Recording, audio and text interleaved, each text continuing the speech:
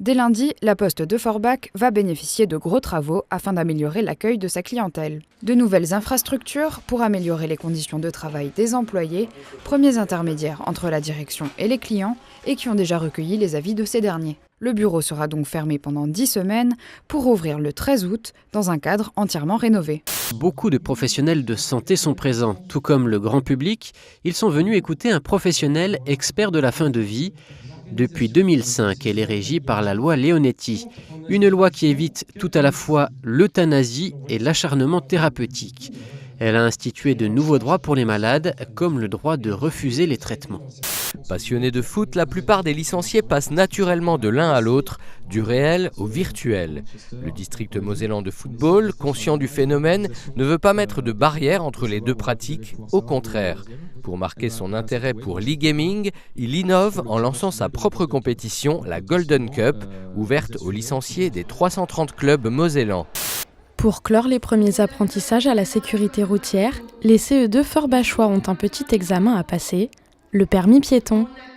Tous réunis pour l'occasion dans la salle des congrès de la mairie, les 271 écoliers ont dû plancher sur 12 questions à choix multiples avant de se faire corriger et de valider ce code citoyen. De nombreux efforts sont faits ces dernières années pour promouvoir l'apprentissage. La mission locale de Saint-Avold participe à cette mise en valeur en organisant depuis plusieurs années des salons de l'apprentissage. Ce mardi, de nombreux centres de formation ou entrepreneurs étaient présents à la salle des congrès de Saint-Avold pour informer le public. 350, c'est le nombre de musiciens mosellans qui se sont retrouvés dimanche dernier pour le concours de la Confédération musicale de France. Un événement ouvert au public, mais jugé par un jury professionnel composé de chefs d'orchestre et de musiciens. L'évaluation portait sur une œuvre imposée et un autre répertoire de leur choix. Au total, 5 harmonies et une batterie fanfare ont donné le ton de ce concours en y participant, toutes divisions confondues. Brune, blonde ou ambrée, plus de 100 variétés étaient proposées à la dégustation sur les différents stands de la deuxième fête des brasseurs à Forbach. La pluie qui s'est invitée ponctuellement lors des 2 journées n'a pas entaché la bonne humeur des brasseurs venus de l'Est de la France et du Luxembourg. Pour la 4e année consécutive, eau, boue et sueur se sont mêlés ce dimanche à Saint-Avold pour la Nabored. Une course de l'extrême à laquelle ont participé près de 3000 personnes, adultes et enfants, sportifs ou non. La journée a commencé en douceur par un échauffement en musique d'une 15aine de minutes, indispensable pour s'attaquer à ce parcours d'obstacles parfois très physique. Avec des belles performances pour Marie-Ange Rimlinger sur 200 mètres, Aurélien Stupfler sur 110 mètres haies et Nathan Touardji à la perche, Forbach évite la dernière place et termine 6e de la compétition, loin derrière Charleville-Mézières, l'équipe la plus performante. Forbach qui devrait également se maintenir en National 2B. Thierry Tournat, le directeur de la maison d'arrêt de Sarreguemines, quitte son poste ce mardi. Il a occupé ici son premier poste en tant que chef d'établissement. Arrivé dans un climat conflictuel en septembre 2017, il a œuvré pour renouer le dialogue avec le personnel. En moins de 2 ans, il a pu lancer de nombreux projets pour améliorer la vie en détention. Avant de partir, il a également travaillé sur un projet d'agrandissement de la maison d'arrêt qu'il espère voir se concrétiser. Réouverture du site de Holbar Fatima. La commune de Sirstal compte à nouveau un lieu de dévotion mariale. Cela méritait bien une journée de fête en l'honneur de la Vierge Marie. Après la procession depuis l'école maternelle, les fidèles se sont recueillis sur le site pour la célébration de l'office. Le site a été béni et 6 adultes ont été confirmés à cette occasion. 17e pavillon bleu pour le port de plaisance de Sarreguemines. Le label a dévoilé le palmarès 2019 et c'est sans surprise que le port de la cité faïencière en fait partie. Cette distinction récompense la bonne gestion des déchets, la gestion de l'eau et l'éducation à l'environnement.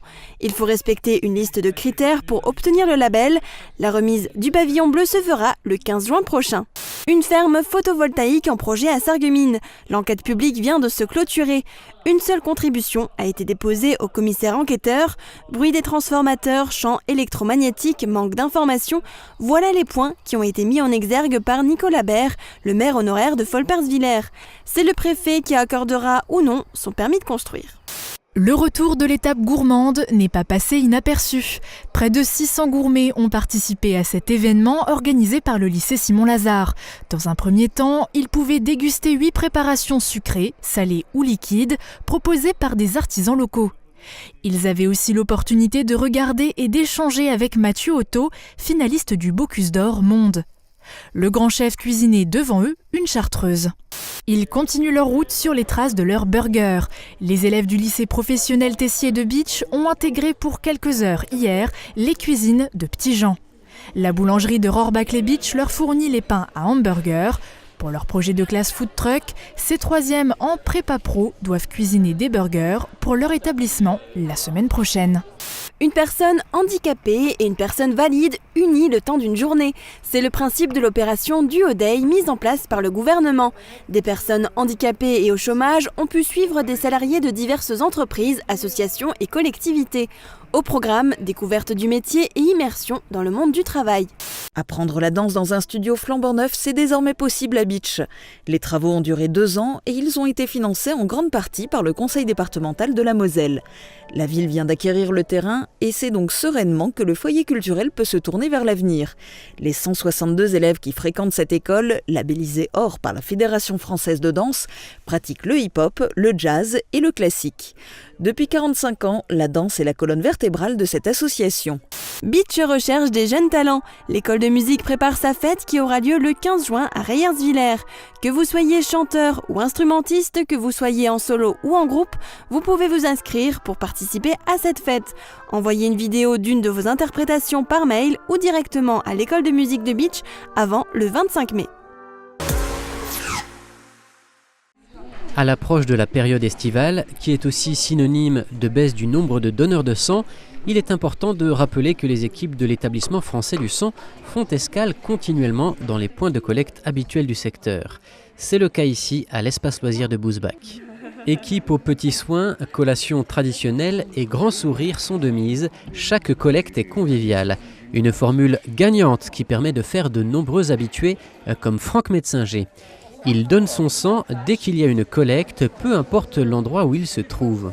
C'est important pour moi, évidemment on sauve des personnes, des gens malades, des gens qui ont eu des accidents. Donc, là j'ai quelqu'un de proche qui avait eu un accident il y a quelques années, donc il a été transfusé et puis là ça motive encore plus. Je pense que c'est pas facile de recruter du monde et il faudrait parce que pour renouveler un peu le cheptel des donneurs. Parmi les donneurs à recruter, il y a les jeunes bien sûr. Les jeunes donnent, mais une certaine période. Après une certaine période, on les perd de vue. Pourquoi ? Parce qu'ils vont faire des études ailleurs. Est-ce qu'ils donnent ailleurs ? On ne sait pas. Après, ils construisent leur vie. Ils trouvent le copain ou la copine. Ils fondent une famille. Et après cela, les gens qui ont déjà donné, ils redonnent. À Sarreguemines, la collecte est organisée dans les locaux de l'IUT. En effet, c'est à l'initiative de 4 étudiantes assistants managers que l'établissement français du sang s'est déplacé. L'EFS assure les actes médicaux, la collecte à proprement parler, tandis que le rôle des étudiants est d'accueillir les donneurs. Benjamin et Clément se sont déplacés pour la bonne cause. Je suis venu participer parce que pour moi c'est une bonne action, ça permet d'aider les gens qui sont dans le besoin et on ne sait jamais, ça se trouve, dans notre cas on peut être aussi dans le besoin plus tard et on serait content que des personnes donnent pour en bénéficier tout simplement. Alors j'étais déjà venu il y a 3 mois et j'avais trouvé ça que c'était une bonne expérience, ça permet aussi d'aider les gens qui sont dans le besoin et pour moi j'étais fier de moi après l'avoir fait. Les initiatrices de la collecte sont au buffet. À 4, elles ont financé cette petite restauration grâce à des partenariats et à l'organisation d'une tombola. En choisissant leur projet d'études, leur intention était de mener une action de solidarité. On était plus parti sur un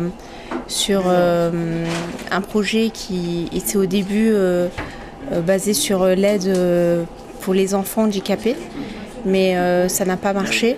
Après, on s'est dit pourquoi pas faire le don du sang. C'était aussi un projet qui nous tenait à cœur et finalement, on ne regrette pas ce choix. Et là, on est heureuse de voir que ça marche très bien. Et là, quand on voit les étudiants qui sont vraiment attirés par le don du sang et qui viennent vraiment à cœur pour donner leur sang, on est vraiment très contente. La preuve dans la pièce d'à côté où les infirmiers de l'EFS n'ont que peu de répit. Ces dons qui viennent de l'IUT, étudiants, professeurs et personnel administratif, viendront s'ajouter aux dons réguliers des habitués. Une bonne nouvelle pour l'EFS, toujours à la recherche de nouveaux donneurs. Sur toutes nos collectes, on invite fortement les gens qui n'ont jamais sauté le pas à se présenter. On leur demande d'avoir une pièce d'identité, puisque pour l'enregistrement lors du premier don, c'est très important pour nous. Et puis les conseils qu'on peut leur donner, c'est comme à tout donneur, c'est de ne pas être à jeun. Il faut avoir mangé, avoir bu pour réaliser un don de sang. Et après, l'entrée sur une collecte, elle est libre, se présente qui veut. Entre 18 et 70 ans révolus. Chaque mois, des collectes sont organisées par l'EFS aux alentours de Forbach et de Sarreguemines. Les hommes peuvent donner leur sang 6 fois par an, tandis que les femmes peuvent le faire 4 fois par an.